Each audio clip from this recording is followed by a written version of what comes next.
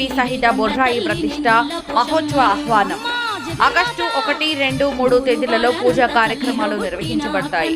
శ్రీ విశ్వావసు నామ సంవత్సరం శ్రావణ శుద్ధ దశమి ఉదయం 7:35 అనురాధ నక్షత్ర సింహలగ్న పుష్కరాంశ సుముహూర్తమున యంత్ర సహిత విగ్రహ ప్రతిష్ట. అమ్మవారి భక్తులు పాత కబిలాలపేట ప్రజలు అందరూ ఆహ్వానితులే.